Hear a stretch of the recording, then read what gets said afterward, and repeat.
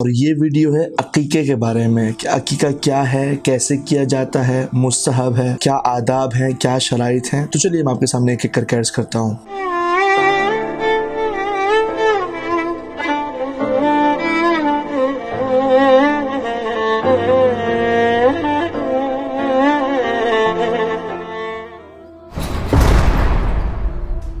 اللہم صلی علی محمد وآل محمد وعجل فرجهم واہلک عدوهم۔ السلام علیکم ورحمۃ اللہ۔ ناظرین کرام، آج ایک ایسے موضوع کو لے کر آپ کے سامنے حاضر ہوں کہ جس کے بارے میں بہت سارے شبہات، بہت سارے ابہام انسان کے ذہن میں ہوتے ہیں۔ لوگ طرح طرح کے اس کے بارے میں احکامات بتاتے ہوئے نظر آتے ہیں، اور اکثر اوقات لوگ اس کے بارے میں سوالات بہت زیادہ کرتے ہیں۔ تو میں نے سوچا کیوں نہ اس کے آداب اور اس کے احکام اور اس کے تمام تفصیل کے ساتھ احکامات بتائے جائیں اس ویڈیو کی صورت میں۔ اور یہ ویڈیو ہے عقیقے کے بارے میں کہ عقیقہ کیا ہے، کیسے کیا جاتا ہے، مستحب ہے، کیا آداب ہیں، کیا شرائط ہیں۔ تو چلیے میں آپ کے سامنے ایک ایک کر کے عرض کرتا ہوں۔ سب سے پہلے اس کی وجہ تسمیہ کے بارے میں بات کرتے کہ عقیقہ کہتے کسے ہیں۔ در حقیقت میں لفظ عقیقہ عق سے لیا گیا ہے، عق سے ماخوذ ہے، اور لغت عربی کے اندر عق کے معنی ہے کاٹنے کے، قطع۔ مثال کے طور پہ جب ہم رسی کو کینچی سے کاٹتے ہیں تو اس کو عق کہا جائے گا۔ مثال کے طور پہ جیسے کہ کہا جاتا ہے کہ اگر والدین اپنی اولاد کے نافرمان ہونے کی وجہ سے اس سے قطع تعلق کر دیں تو اس کو عاق کہا جاتا ہے، کہ باپ نے بیٹے کو عاق کر دیا، یعنی کہ ماں باپ نے اپنی اولاد سے قطع تعلق کر دیا۔ یہاں تک آپ کو سمجھ میں آ گیا ہوگا کہ عقیقہ اس کو کیوں کہا جاتا ہے۔ عقیقہ کہنے کی وجہ یہ ہے کہ یہ قربانی، یہ عقیقہ جو ہے نومولود بچے سے بلاؤں، بیماریوں اور مصیبتوں کو دور کر دیتا ہے، کاٹ دیتا ہے۔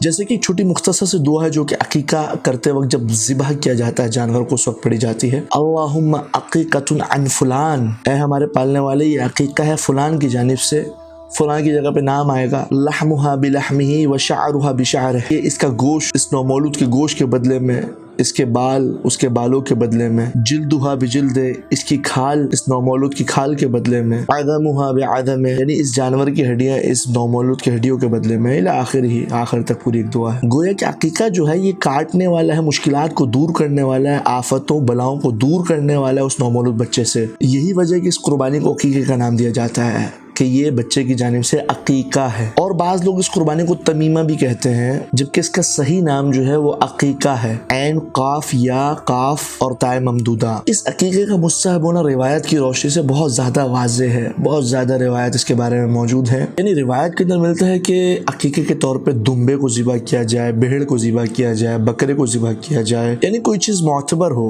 اور اگر مولود کی جانب سے 2 بھیڑوں کو ذبح کیا جائے تو یہ افضل ہے، کیونکہ روایت کے اندر وارد ہے رسول خدا صلی اللہ علیہ وآلہ وسلم عق عن الحسن علیہ السلام وعق عن الحسین علیہ السلام بکبشین۔ تو اس روایت سے پتہ چلتا ہے کہ 2 قربانی ایک سے بہتر ہیں، یعنی کہ مولود کی جانب سے 2 بھیڑ ذبح کر دی جائیں، یا 2 دمبے ذبح کر دیے جائیں، 2 بکرے ذبح کر دیے جائیں۔ اور بعض لوگ یہ کہتے ہیں نا کہ قربانی نہ کی جائے بلکہ قربانی کے بدلے کسی مسکین کو پیسے دے دیے جائیں تو وہ بری ذمہ نہیں ہوں گے۔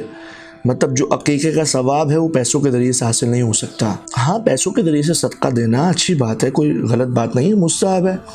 لیکن اگر یہ کہا جائے کہ ہم عقیقے کے بدلے میں اگر ہم پیسے دے دیں، کسی فقیر مسکین کی مدد کر دیں، تو کیا عقیقے کا ثواب مل جائے گا؟ نہیں ملے گا۔ اور بعض لوگ سوال کرتے ہیں کہ مولانا کیا عقیقے کے جانور کے اندر اگر تھوڑا بہت عیب ہو تو کیا ضروری ہے کہ اس میں عیب نہ ہو؟ مثال کے طور پر سینگ ٹوٹا ہوا ہے یا تھوڑا لنگڑا کے چل رہا ہے تو کوئی حرج ہے؟ تو اس کے جواب میں یہ کہا جائے گا کہ اگر بکرا بھیڑ وغیرہ پورے سالم ہو، صحت مند ہو، تمام ہو تو اچھا ہے، لیکن اگر تھوڑا بہت عیب ہو تو کوئی حرج نہیں ہے، عقیقہ ہو جائے گا۔ کیونکہ روایت کے اندر موجود ہے انما ہی شاۃ اللحم، یعنی کہ مضمون روایت ہے کہ شاۃ اللحم، یعنی کہ عقیقے کی جو قربانی ہے اس کے اندر مطلوب اس کا گوشت ہے۔ یہ بقرعید کی قربانی کی مانند نہیں ہے، کیونکہ بقرعید کی جو قربانی ہے اس کے اندر ترکیز گوشت کی نہیں ہے۔ جیسے کہ قرآن کی آیت موجود ہے لن ینال اللہ لحومها ولا دماؤها ولکن ینالہ التقوی منکم، یعنی کہ بقرعید کے دن جو حجاج قربانی کرتے ہیں وہ بس ذبح کرنا عبادت ہے، چاہے اس کا گوشت کھایا جائے یا نہ کھایا جائے، عبادت جو ہے وہ فقط ذبح کرنا ہے۔ کیونکہ یہاں پر مطلوب جو ہے وہ ذبح کرنا ہے، ذبیحہ ہے، ہدیہ ہے۔ نسک جو ہے وہ فقط قربانی ہے، مطلوب جو ہے فقط ذبح کرنا ہے، عبادت جو ہے وہ فقط قربانی ہے۔ لیکن عقیقے کے اندر جو ہے وہ لحم مطلوب ہے، کیونکہ مضمون روایت ہے انما ہی شاۃ لحم، یعنی کہ عقیقے کی جو قربانی ہے اس کا گوشت مطلوب ہے کہ اس کو کھایا جائے۔ تو المختصر یہ کہ اگر باپ بیٹے کی جانب سے ولادت کے 7ویں دن، 10ویں دن، 1 سال بعد، 1 مہینے بعد عقیقے کے طور پہ ایک جانور ذبح کر دے, ایک بکرا ایک بھیڑ ذبح کر دے تو کافی ہے, مستحب ادا ہو جائے گا. بیٹا اپنے باپ سے پوچھے کہ بابا آپ نے میرا عقیقہ کیا؟ باپ بولے کہ نہیں بیٹا تمہارا عقیقہ ہم نہیں کر سکے, تو خود انسان کے لیے مستحب ہے کہ وہ جائے اور اپنے لیے خود عقیقہ کرے, یعنی اپنی جانب سے کوئی ایک بھیڑ ذبح کر دے, چاہے وہ انسان 50 سال کا ہی کیوں نہ ہو, چاہے وہ انسان 40 سال کا ہی کیوں نہ ہو, اپنی جانب سے عقیقے کے طور پہ ایک بھیڑ ذبح کر سکتا ہے, کیونکہ یہ ہر حالت میں مستحب ہے. یہاں تک کہ روایت کے اندر مستحب ہے کہ انسان اپنے مرحومین کا بھی عقیقہ کر سکتا ہے. مثال کے طور پہ ایک بیٹا اپنی ماں کے پاس آئے کہے کہ ماں کیا باپ نے اپنا عقیقہ کیا تھا؟ ماں بولے نہیں بیٹا تمہارے باپا کا عقیقہ نہیں ہوا تھا, تو بیٹے کے لیے مستحب ہے کہ باپ کی جانب سے عقیقہ کر دے, اگرچہ باپ مر ہی کیوں نہ گیا ہو, یعنی مرحوم ماں باپ کا بھی عقیقہ کیا جا سکتا ہے. یعنی رسمی تو یہی ہے کہ ولادت کے 7ویں دن عقیقہ کر دیا جائے, لیکن اگر 7ویں دن نہ کیا جائے تو بعد میں کبھی بھی کر سکتے ہیں. اور روایت کے اندر وارد ہے ان یعق عن الطفل, یعنی کہ روایت کے الفاظ سے پتہ چلتا ہے کہ فقط عقیقہ کرنا باپ کے ساتھ ہی خاص نہیں کہ باپ ہی عقیقہ کرے گا تو عقیقہ ہوگا, نہیں. مثال کے طور پر اگر نانا ذبح کروا دیتا ہے, ماموں ذبح کروا دیتا ہے, چچا ذبح کروا دیتا ہے, دادا ذبح کروا دیتا ہے تو عقیقہ ہو جائے گا. جیسے کہ روایت کہہ رہی ہے کہ رسول خدا نے, جو کہ امام حسن امام حسین کے نانا تھے, انہوں نے کیا امام حسن امام حسین کی جانب سے کیا 2 بھیڑیں ذبح کروائیں, یعنی کہ علی بن ابی طالب بابا تھے لیکن عقیقہ کون کر رہا ہے؟ امام حسن امام حسین کے نانا, یعنی کہ رسول خدا صلی اللہ علیہ وآلہ وسلم. اور اسی طریقے سے مستحب ہے کہ بچے کو پیدائش کے وقت جو دایا تھی اس کو, اور اسی طریقے سے مستحب ہے کہ وہ جو دایا جو تھی جس کو قابلہ کہا جاتا ہے اس کو قربانی کی اگلی ٹانگیں اور پچھلی دونوں رانیں دے دی جائیں. اب سوال پیدا ہوتا ہے کہ کیا مولانا بچے کے ہی شہر میں ذبح کیا جائے ضروری ہے؟ مثال کے طور پر بچہ امریکہ کے اندر پیدا ہوا ہے, اب عقیقہ ہم کراچی کے اندر کر رہے ہیں تو کیا ہو جائے گا؟ جی بالکل ہو جائے گا. اب سوال پیدا ہوتا ہے کہ اس عقیقے کا جو گوشت ہے اس کا کیا کیا جائے. جیسے کبھی میں نے آپ کے سامنے بتایا کہ اس کی اگلی ٹانگیں اور پچھلی دونوں رانیں جو ہیں وہ قابلہ کو دائی کو دے دی جائیں, کیونکہ روایت کے اندر موجود ہے اتن نبی القابلۃ قطفا او فخذا ودینارا, یعنی کہ رسول خدا قابلہ کو 3.5 گرام کا ایک سونے کا دینار ہوا کرتا تھا, وہ اس کے ساتھ اس کی رانیں اور اس کے اگلے پاؤں کندھے دیا کرتے تھے. تو ایک اور سوال ممکن ہے کہ کسی کے ذہن میں اٹھے کہ مولانا کیا ہم بچی کی جانب سے 1 اور بچے کی جانب سے 2 جانور ذبح کر دیں؟ نہیں معلوم, بس روایت کے اندر موجود ہے کہ رسول خدا نے امام حسن کے لیے 2 اور امام حسین کے لیے 2 جانور ذبح کیے. افضل یہ ہے کہ بچے کی جانب سے 2 بھیڑ ذبح کیے جائیں, لیکن اگر 1 بھی کیا جائے تو کوئی حرج نہیں ہے, عقیقہ ہو جائے گا. اور لوگ پوچھتے ہیں کہ مولانا بیٹی کے لیے کیا بکری ذبح کیا جائے اور بیٹے کے لیے بکرا ذبح کیا جائے, کیا مذکر اور مؤنث کا خیال رکھا جائے؟ ہاں, افضل تو یہی ہے کہ بیٹی کے لیے بکری ذبح کی جائے اور بیٹے کے لیے بکرا ذبح کیا جائے, لیکن افضل ہے یہ اگر بیٹی کی جانب سے مثال کے طور پر بھیڑ ذبح کر دیا جائے تو بھی عقیقہ ہو جائے گا, حرج نہیں ہے. اور اب جو باقی گوشت بچا اس کا کیا کیا جائے؟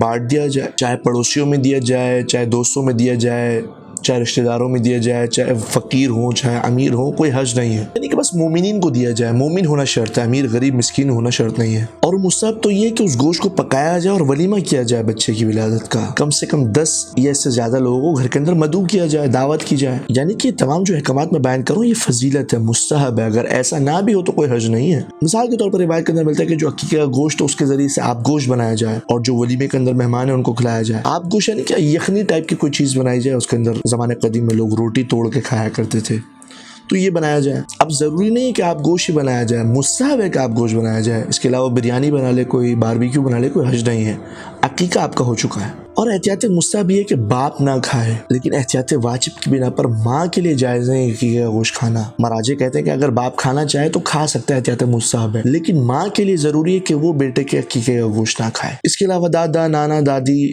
چاچی چاچا وغیرہ سب کھا سکتے ہیں, کوئی حرج نہیں ہے عقیقے کا گوشت, چاہے وہ گھر کے لوگ ہی خود پکا کے نہ کھائیں یا فریز کر دیں بعد میں کھاتے رہیں, کوئی حرج نہیں ہے. بس باپ اور ماں نہ کھائیں, اور ماں کے لیے تو ضروری ہے کہ بالکل نہ کھائیں. اور مستحب یہ ہے کہ عقیقے کا جانور جب کٹ رہا ہو تو اس کی ہڈیوں کو نہ توڑا جائے, یعنی کہ جانور کے جو جوڑ ہیں جوڑ سے جدا کیا جائے, ہڈیوں کو کاٹا نہ جائے, ہڈیوں کو توڑا نہ جائے. مستحب ہے کہ جوڑوں سے جدا کیا جائے, جانور کے گوشت کو جوڑوں سے کاٹا جائے. ایسا نہیں کہ مثال کے طور پر ہڈیوں کو کاٹنا شروع کر دیا جائے, نہیں, مستحب ہے کہ ہڈیوں کو نہ توڑا جائے, ہڈیوں کو نہ کاٹا جائے, بلکہ جوڑوں سے جدا کیا جائے گوشت کو. لیکن اگر کوئی مثال کے طور پر ہڈیاں کاٹ دیتا ہے تو کوئی حرج نہیں ہے, مستحب ہے. پروردگار کی بارگاہ میں دست بدو مالک ہمیں تعلیمات آل محمد پر عمل پیرا ہونے کی توفیق عطا فرما. السلام علیکم ورحمۃ اللہ. ملی غیرو ملی غیرو من که ندارم کسی رو به غیرت آرزو